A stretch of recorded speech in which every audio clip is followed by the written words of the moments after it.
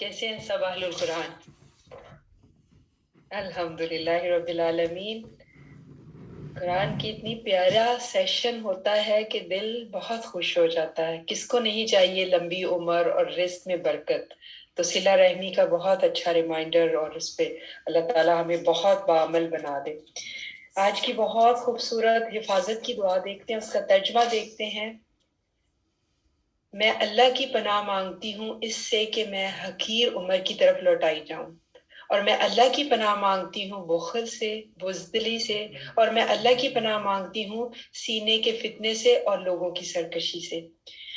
اس دعا کو دیکھیں غور سے تو سبحان اللہ 4 دفعہ اللہ کی پناہ مانگی جا رہی ہے، اور پھر جو ہے دعا کے بارے میں بات ہے کہ ہم عام طور پہ دعا جو ہوتی ہے اس میں 1 دفعہ مانگتے ہیں اللہ کی پناہ اور پھر دعا مانگی جاتی ہے، تو اس میں 4 دفعہ ہے اللہ سے پناہ مانگی جا رہی ہے۔ تو ہم کسی چیز کی بہت اہمیت ہوتی ہے، اس کی فضیلت ہوتی ہے، حفاظت درکار ہوتی ہے، تو ہم اللہ کی پناہ مانگتے ہیں نا۔ ہم اور کس چیز میں اللہ کی پناہ مانگتے ہیں؟ قرآن میں نا سورہ نحل میں 98 آیت میں خود اس کی جو ہے دلیل ہے، فَإِذَا قَرَأْتَ الْقُرْآنَ فَاسْتَعِذْ بِاللَّهِ مِنَ الشَّيْطَانِ الرَّجِيمِ کہ جب بھی قرآن پڑھیں تو اللہ تعالیٰ کی پناہ حاصل کریں شیطان مردود سے۔ تو پناہ جو ہے وہ بہت خوبصورت چیز ہے، اور اس دعا کا آغاز اس سے ہو رہا ہے، تو یہ بہت اہمیت کی حامل دعا ہے۔ اور اس میں 5 چیزوں سے ہم اللہ کی پناہ طلب کر رہے ہیں، اور وہ 5 چیزیں ہیں۔ دیکھیں، ارذل العمر ہے، بخل، جبن یعنی بزدلی، فتنۃ الصدر یعنی سینے کے جو ہوتے ہیں فتنے، اور بغی الرجال لوگوں کی سرکشی۔ تو سب سے پہلے ہم ارذل العمر کو دیکھتے ہیں۔ ارذل جو لفظ ہے یہ رزیل سے نکلا ہے، انتہائی ناکارہ، بے بسی اور بدترین عمر۔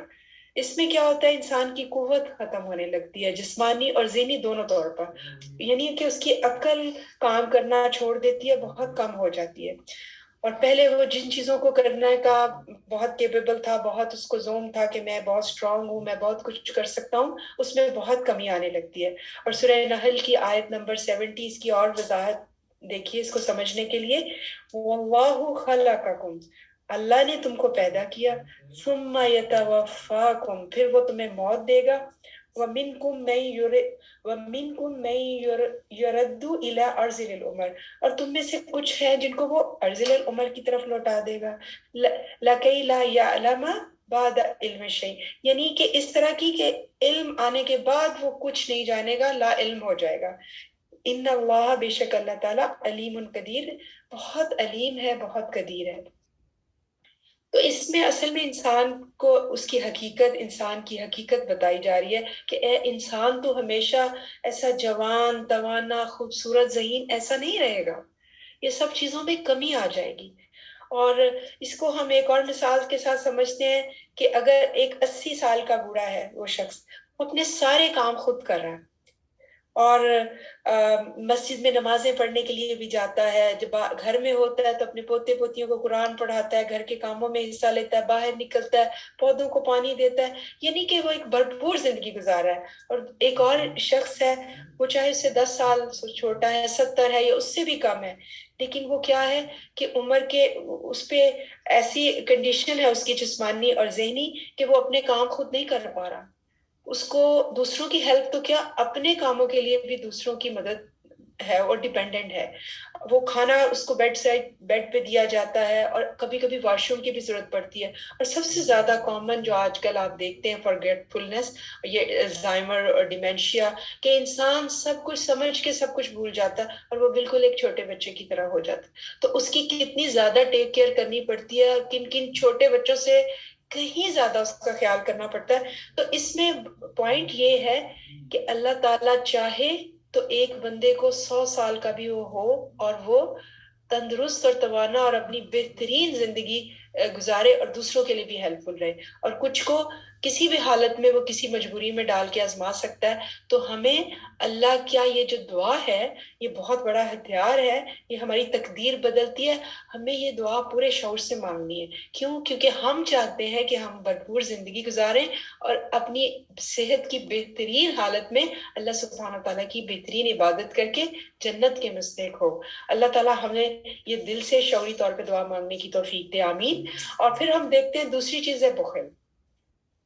بخل کیا ہے کہ جو چیز ہمیں جیسے شرن ہم پہ ہے نا کہ ہم زکوٰۃ دیں, صدقہ دیں اور خرچ کریں اپنے گھر والوں پر, بیوی بچوں پر, والدین پر, عزیز و اقارب پر, ان پہ خرچ کرنا جس کا ہمیں حق ہے. ہمارے پاس مال ہے لیکن اگر دل میں تنگی ہے, ہاتھ کھینچ لیتا ہے بندہ اور وہ نہیں خرچ کرتا تو وہ بخل ہے, اور اس کی بڑی سخت مذمت ہے.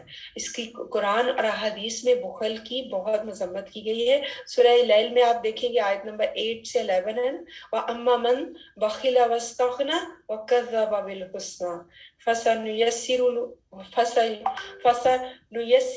لِلْعُسْرَى, کہ اور جس نے بخل کیا اور بے پرواہ بنا رہا اور نیک بات کو بھی جھوٹا سمجھتا رہا تو ہم بھی عنقریب اس کو سر میں ڈالیں گے, ہم بھی اس کو سختیاں پہنچائیں گے, پھر اس کو اس کا مال جو ہے وہ کام نہیں آئے گا.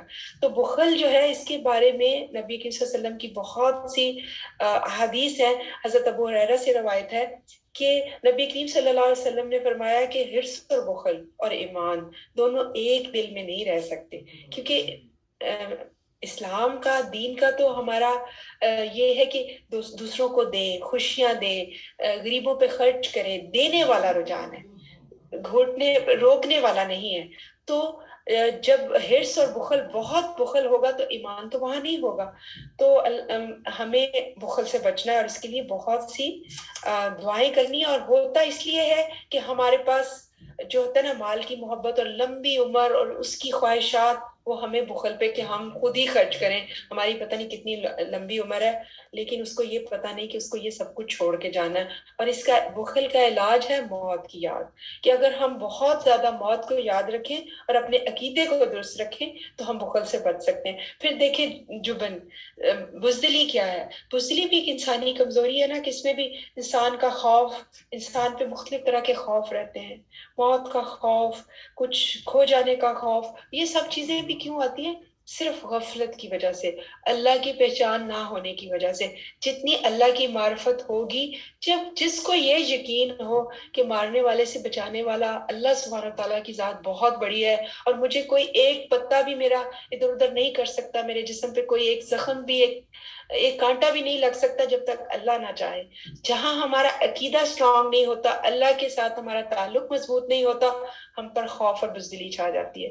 اور پھر اگر ہم جتنی حفاظت کریں اپنے معاملات کی, اپنے دل کی, تو اتنے ہی ہمارے جو سینے کے فتنے ہیں وہ کم ہوں گے.